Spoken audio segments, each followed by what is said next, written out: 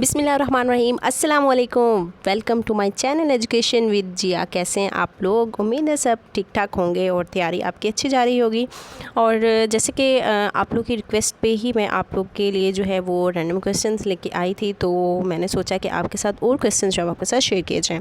तो चलते हैं क्वेश्चन नंबर 1 की तरफ। अ चॉइस मेड बिटवीन 2 और मोर ऑल्टरनेटिव्स इज़ कॉल्ड। जी, एक या दो से ज़्यादा चीज़ों के दरमियान जब हमने सिलेक्शन करनी हो, ऑल्टरनेटिव ढूंढना हो, तो उसको हम क्या कहते हैं? डिसीजन, यानी कि बी ऑप्शन ठीक है। नेक्स्ट है the cash book is maintained by. जी, कैश बुक जो है वो कौन मेंटेन करता है? तो वो करता है जी डीडीओ। ए ऑप्शन इसका ठीक है। नेक्स्ट है authoritarian model is most suitable for.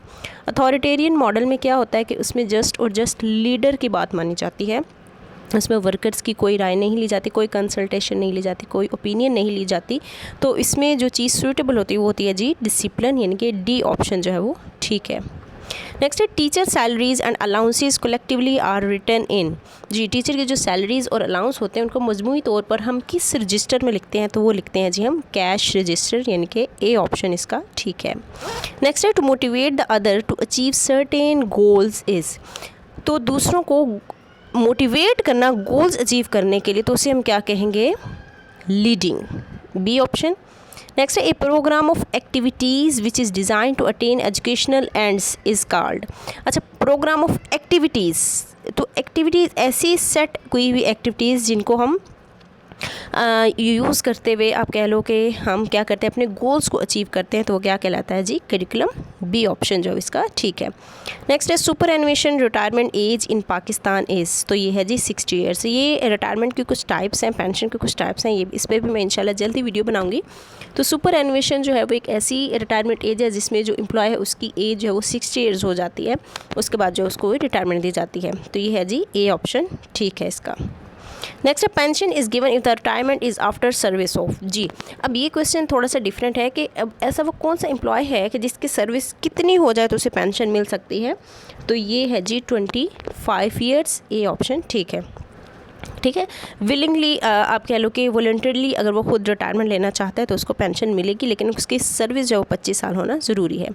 Next है person who possess qualities of leadership. तो ऐसा शख्स जिसमें लीडरशिप की क्वालिटीज़ हों तो उसको हम ऑफ कोर्स क्या कहेंगे? लीडर कहेंगे, ए ऑप्शन ठीक है। नेक्स्ट है the process of making judgement is called. जी, जब भी जजमेंट का वर्ड आ जाए, मैंने आपको पहले भी बताया अपनी प्रीवियस वीडियो में, तो उसको हम simply it is called evaluation, B option इसका ठीक है। नेक्स्ट है the characteristics of good planner are. तो अच्छे प्लानर की खुसूसियत क्या है? Optimistic, motivator, producer. तो ये तीनों ही खुसूसियात होनी चाहिए, तो इसका डी ऑप्शन जो है वो ठीक है, ऑल ऑफ देम। नेक्स्ट है what does E and D rules mean. तो E and D rules mean ये पीडा से लिया गया है। तो ई मीन है एफिशिएंसी और डी मीन होता है डिसिप्लिन। तो ये है जी एफिशिएंसी एंड डिसिप्लिन रूल्स, तो इसका सी ऑप्शन जो है वो ठीक है। नेक्स्ट है DP is an abbreviation of. अच्छा सॉरी, ये डीपी नहीं, ये एडीपी है, ठीक है, एनुअल डेवलपमेंट प्रोग्राम जो है वो इसका फुल फॉर्म है इसकी एडीपी की, तो इसका ए ऑप्शन जो है वो ठीक है। तो ये लफ्ज़ जो पूरा है वो एडीपी है, सिंपल डीपी नहीं है, ठीक है। नेक्स्ट है the power is concentrated in the hands of one और फ्यू पीपल। ठीक है, अगर पावर सिर्फ एक या कुछ लोगों के हाथ में हो तो उसको हम क्या कहते हैं? सेंट्रलाइजेशन कहते हैं, ठीक है। और अगर पावर जो है वो डेलीकेट कर दी जाए, ठीक है, नीचे ऑर्गेनाइजेशन में डेलीकेट कर दी जाए, तो उसको हम डिसेंट्रलाइजेशन कहेंगे, ठीक है ना। तो अगर कुछ लोगों के हाथ में हो तो उसको हम कहते हैं सेंट्रलाइजेशन। नेक्स्ट है what is central to administration. जी, सेंट्रल टू एडमिनिस्ट्रेशन क्या है जी? डिसीजन मेकिंग है, ठीक है ना। तो इसका सी ऑप्शन जो है वो ठीक है। नेक्स्ट है इम्पोस्ड, आर स्टैंड्स फॉर। तो आर स्टैंड्स फॉर है जी रिपोर्टिंग, ए ऑप्शन ठीक है। नेक्स्ट है, अच्छा ये भी SNE वर्ड है, ये NE नहीं है। तो SNE is an abbreviation of. ये बड़ा ही डिस्प्यूटिंग सा क्वेश्चन है, काफ़ी जगह पे मैंने इसका आंसर जो है स्केड्यूल ऑफ न्यू एंट्री देखा है, लेकिन इसका आंसर जो है वो स्केड्यूल ऑफ न्यू एक्सपेंडिचर है, ठीक है। तो इसका सी ऑप्शन जो है वो ठीक है, नॉट बी। अच्छा, यहाँ पे इन्होंने ना स्केड्यूल ऑफ न्यू एक्सपीरियंस लिखा हुआ है, तो ए ऑप्शन है, इसका सी ऑप्शन बनता है, schedule of new expenditure. Next है the level of school administration can best be जज थ्रू। बिल्कुल, किसी भी स्कूल की एडमिनिस्ट्रेशन को अगर हमने जज करना हो कि वो कैसी है, कैसे स्कूल को रन कर रही है, तो वो हमें उस स्कूल के जो आउटकम्स हैं, उनका जो रिज़ल्ट है उससे हमें पता चलेगा। तो ये है जी सी ऑप्शन, ठीक है। किसी भी स्कूल के लर्निंग आउटकम्स से उस स्कूल के एडमिनिस्ट्रेशन का हम पता चला सकते हैं। नेक्स्ट है acquittance roll is used for salary disbursement, इसको हम उर्दू में कहते हैं कब्ज़ुल वसूल, ठीक है। तो सैलरी डिसबर्समेंट ए ऑप्शन जो है वो इसका ठीक है। अच्छा, यहाँ पे इन्होंने गवर्नमेंट ग्रांट्स लिखा हुआ है, जबकि इसका ऑप्शन जो है वो ए ठीक है। नेक्स्ट है the degree to which organisational resources contribute to productivity is called, the degree to which organisational resources contribute to productivity is called. अच्छा, किस हद तक ऑर्गेनाइजेशनल वसाइल जो हैं वो हिस्सा डालते हैं प्रोडक्टिविटी में, ठीक है। तो ये है जी एफिशिएंसी, इसका जो है बी ऑप्शन जो है वो इसका ठीक है। ठीक हो गया। नेक्स्ट है all transaction should be entered in which register, तो जितनी भी हमारी जो ग्रांट्स वगैरह आती हैं, जितनी भी ट्रांजैक्शन वगैरह होती हैं वो किस रजिस्टर में रखनी चाहिए, तो वो है जी कैश रजिस्टर, यानी कि बी ऑप्शन जो है इसका ठीक है। नेक्स्ट है coordinating, stimulating and directing the growth of teacher is the purpose of, तो ये है जी आपने याद रखना है ग्रोथ ऑफ टीचर, कोऑर्डिनेट करना, स्टिमुलेट करना और डायरेक्ट करना ग्रोथ ऑफ टीचर के लिए, तो ये है जी इंस्पेक्शन, इसका बी ऑप्शन जो है वो ठीक है। नेक्स्ट है कॉन्सेप्ट ऑफ इंस्पेक्शन व फर्स्ट इंट्रोड्यूस्ड इन जी, ये पहली दफ़ा इंस्पेक्शन का जो कॉन्सेप्ट था वो इंग्लैंड में इंट्रोड्यूस करवाया गया था, और ये कब करवाया गया था ये भी क्वेश्चन पूछा जाता है, तो वो है 1905 में, तो यहाँ पे सी ऑप्शन जो है इसका ठीक है। Budgeting is an estimation of, ये क्वेश्चन भी आ जाता है अक्सर, मैंने देखा है। तो बजटिंग में इनकम और एक्सपेंडिचर, ठीक है, इनके आमदनी और अखराजात, ये दोनों चीज़ें जो बजट में आ जाएंगी, तो इसका सी ऑप्शन जो है वो ठीक है। नेक्स्ट है the authorised person of staff performance is, staff performance के लिए जो ऑथोराइज्ड पर्सन है, जो अथॉरिटी है जिसके पास, तो वो जी है हेडमास्टर ऑफ कोर्स होगा, ठीक है, B option. Informal education is, तो इनफॉर्मल, ये आपको पता है टाइप्स ऑफ एजुकेशन 3 है, formal, non formal, informal. Informal में जो होता है ये लाइफ लॉन्ग होती है, इसमें कोई प्लानिंग नहीं होती है, तो ये लाइफ लॉन्ग है। तो इसका आंसर आ जाएगा जी सी ऑप्शन, यानी कि लाइफ लॉन्ग। ठीक हो गया। नेक्स्ट है what is the most important element of non formal education, तो ये very famous question, non formal education जो है उसका इंपॉर्टेंट एलिमेंट जो वो है मीडिया, यानी कि सी ऑप्शन। नेक्स्ट है which one is not the source of formal education. अच्छा, अपनी स्टेम जो है ना वो बड़े ही तहम्मुल के साथ, गौर के साथ एंड तक पढ़नी है, एक दफ़ा समझ ना आए तो आप 2 दफ़ा पढ़ें, ठीक है ना, क्योंकि अगर हमने एक या 2 वर्ड भी हमारा मिस हो गया ना तो स्टेटमेंट टोटली चेंज, तो आंसर हम रॉन्ग जो है वो टिक कर सकते हैं। अब यहाँ पे विच one is not the source of formal education, ठीक है। फॉर्मल एजुकेशन में क्या होता है, स्ट्रिक्ट रूल्स होते हैं, ठीक है, इंस्टीट्यूशंस होते हैं, एंट्री और एग्ज़िट के रूल्स होते हैं, और एग्जामिनेशन और सर्टिफिकेट वगैरह दिया जाता है, ठीक है। तो नॉट द सोर्स जो है वो होम है, ठीक है, होम से जो हम फॉर्मल एजुकेशन नहीं ले सकते, तो इसका जो डी ऑप्शन है वो ठीक है। उसके बाद informal education is plan, incidental, systematic या फिर अरेंज, तो ये इंसिडेंटल है, बी ऑप्शन जो है इसका ठीक है। नेक्स्ट है formal education has well defined of course curriculum, ठीक है। फॉर्मल एजुकेशन में जो होता है वो करिकुलम जो होता है वो हमें बताया हुआ होता है कि इतना हमने करना है, इतना जो भी है सारा कुछ डिस्क्राइब की हुई होती हैं, चीज़ें प्लान की हुई होती हैं। उसके बाद है which one is not the element of educational process, तो जी एलिमेंट ऑफ एजुकेशनल प्रोसेस जो एम्स भी है, करिकुलम भी है, एवेल्यूएशन भी है, तो इसमें जो मोटिवेशन है वो नहीं है, तो इसका डी ऑप्शन जो है वो ठीक है। The sum of curricular and co curricular activities is called curriculum, ठीक है। करिकुलर एंड को करिकुलर यानी कि जो हम किताबें वगैरह पढ़ते हैं, हमारी निसाबी जितनी भी चीज़ें हैं, उसके अलावा एक्स्ट्रा जो हमारी सरगर्मियाँ हैं, तो ये है जी करिकुलम, ठीक है। करिकुलर और को करिकुलर एक्टिविटीज़ जितनी भी हम निसाबी जो भी हमारी किताबों से रिलेटेड, उसके अलावा एक्स्ट्रा जो करिकुलर एक्टिविटीज़ खेल कूद जो भी करवाते हैं वो आ जाएगा इसमें को करिकुलर में, ठीक है। तो ये टोटल जो है कुल मिला के ही बनेगा करिकुलम, तो इसका बी ऑप्शन जो है वो ठीक है।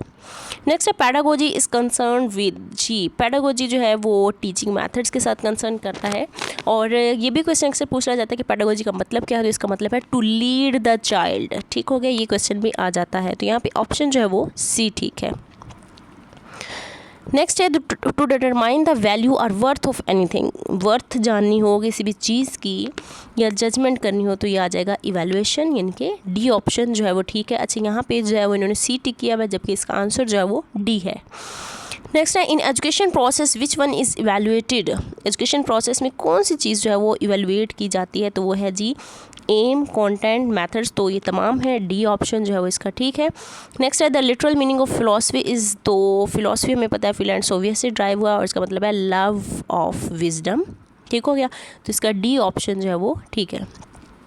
नेक्स्ट है geology in philosophy deals with values, C option आ जाएगा। उसके बाद एपिस्टेमोलॉजी डील्स विद नॉलेज, इसका ए ऑप्शन आ जाएगा। और एंटोलॉजी डील्स विद रियलिटी, तो इसका बी ऑप्शन आ जाएगा। अच्छा, पेपर में ना ज़रूरी नहीं कि आपको बिल्कुल सीधे सीधे ही क्वेश्चन दिए जाएँ, क्वेश्चन यही होंगे, बस थोड़े से घुमा के दे सकते हैं। तो आपने स्टेम को गौर से पढ़ना है, कीवर्ड आपने तलाश करने हैं और आपने आराम से जो है वो टिक कर देना है। Ontology is also called as metaphysics, A option जो है वो इसका ठीक है। उसके बाद है जी eclecticism means boring believes from, तो ये है जी डिफरेंट फिलोसफीज़, ठीक है, डी ऑप्शन जो है इसका ठीक है। इनके मुख्तलिफ फिलोसफीज़ से अगर हम किसी भी चीज़ का आइडिया लेते हैं तो उसे हम क्या कहते हैं, इलेक्ट्रिसिज्म। उसके बाद है जी everlasting reality is focused in perennialism, A option ठीक है। पेरेनलिज्म जो होता है उसमें चेंज की बात नहीं की जाती है, एवर लास्टिंग में चीज़ों की बात की जाती है, और ये मोस्ट कंजर्वेटिव फिलोसफी भी समझी जाती है जिसमें चेंज को बिल्कुल भी नहीं माना जाता। एडलर और हैचिन जो है वो इसके एक्सपोनेंट भी हैं। उसके बाद है जी useful culture and skill is emphasized in, ये है जी इसेंशियलिज्म, कल्चर और स्किल की बात जो इसेंशियलिज्म करते हैं विलियम बैगली की ये फ़िलासफ़ी है, ठीक है। और उसके अलावा जो और चीज़ जो डिफ्रेंशिएट करती है बाकी फ़िलासफ़ी से, ये टीचर और कंटेंट सेंटर्ड फ़िलासफ़ी है, ठीक हो गया। और इसमें जो है वो बेसिक नॉलेज, ज़रूरी नॉलेज की बात की जाती है जो बच्चों को सिखाना चाहिए, ठीक हो गया। नेक्स्ट है life is continuous changing process, तो कॉन्टीन्यूस चेंजिंग की बात जो है वो प्रोग्रेसिविज्म की थ्योरी में होती है जो कि जॉन डेवी ने दी थी, सी ऑप्शन जो है इसका ठीक है। Reforms are necessary in all walks of life, तो जितनी भी इनकलाब की बात आती है, टोटली चेंज की बात आती है, सोसाइटी को चेंज करने की बात आती है, रिकन्स्ट्रक्ट करने की बात आती है, तो वो है जी रिकन्स्ट्रक्शनिज़म की फ़िलासफ़ी, ठीक है, जो ब्रीमाल्ट ने दी थी, डी ऑप्शन जो है इसका ठीक है। Study of great book great cook के बाद जो पेरेनलिज्म की जाती है, ए ऑप्शन जो है वो इसका ठीक है। यहाँ पे इन्होंने बी लगाया जबकि ए ऑप्शन जो है इसका ठीक है। Who is not major exponent of perennialism, और पेरेनलिज्म में जो है वो बेंटोक भी हैं, एडलर भी हैं, चिन भी हैं, जबकि जॉन डेवी जो है उन्होंने प्रोग्रेसिविज्म या फिर प्रैग्मेटिज्म की बात की थी, तो डी ऑप्शन यहाँ पे ठीक होगा जो कि मेजर एक्सपोनेंट नहीं है पेरेनलिज्म के। नेक्स्ट है school should be run on democratic line is held by, तो डेमोक्रेसी की जो बात है ना वो एक तो प्रोग्रेसिविज्म ने भी की थी और रिकन्स्ट्रक्शनिज्म वालों ने भी की थी, लेकिन यहाँ पे अब आपने फ़र्क क्या रखना है, प्योर डेमोक्रेसी की बात जो है ना, प्योर डेमोक्रेसी वो रिकन्स्ट्रक्शनिज्म वालों ने की है। तो स्कूल जो है वो रन करने चाहिए डेमोक्रेटिक, उसके मुताबिक तो वो है जी प्रोग्रेसिविज्म, तो सी ऑप्शन जो है वो इसका ठीक है। नेक्स्ट है the number of domains in taxonomies of educational objective, कितनी है, 3 हैं, आपको पता होगा। बेंजामिन ब्लूम ने 1956 में दी थी कॉग्निटिव डोमेन, उसके बाद 1964 में आजी कैराथफोल ने दी थी अफेक्टिव डोमेन, और 1972 में दी थी सिम्पसन ने साइकोमोटर डोमेन, ठीक है।